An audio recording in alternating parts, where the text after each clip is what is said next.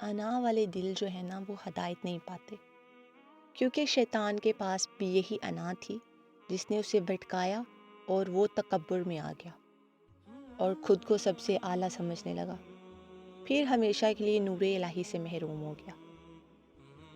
اب اللہ تعالیٰ نے نا انسان کے لیے دو رستے واضح کر دیے ہیں، جس رستے پہ چلو گے وہی تمہاری پہچان ہوگی۔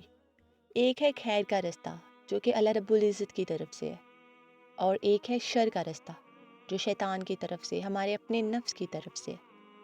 اب یہ انسان پر ڈیپینڈ کرتا ہے کہ وہ کس رستے کی پیروی کرتا ہے۔ جس رستے کی کرے گا وہی اس کی پہچان ہے، حق کی کرے یا شر کی۔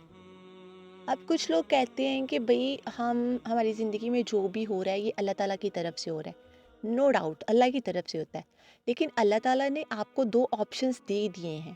اب یہ آپ کی چوائس ہے کہ آپ کس رستے پہ چلتے ہو۔ اگر آپ خیر کی طرف چلو گے تو اللہ تعالیٰ آپ کی رہنمائی کریں گے، اور اگر آپ شر کی طرف چلتے ہو تو اللہ تعالیٰ ڈیل دے دیتے ہیں کہ بھئی تم کہاں تک جاؤ گے۔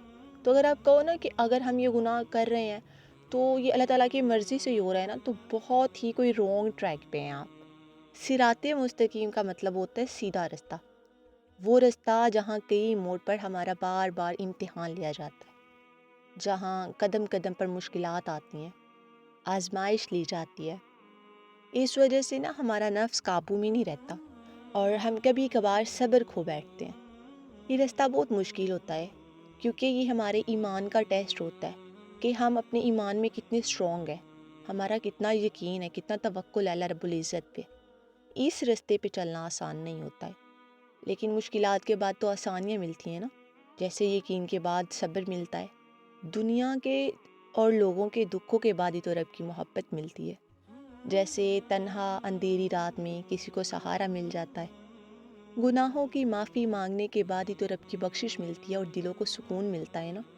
تو یہ رستہ سیدھا جنت کی طرف جاتا ہوتا ہے، اور جو دوسرا رستہ ہے نا، جہاں جو شیطان کا رستہ ہے، جہاں سے شیطان بھٹکا اور اس نے قیامت کے روز اپنے ساتھیوں کو ساتھ لے کے جہنم کی طرف جانا۔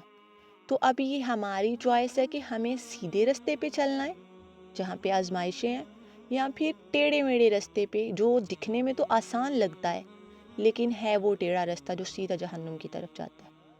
تو یہ ہماری چوائس ہے کہ ہم کہاں پہ جاتے ہیں۔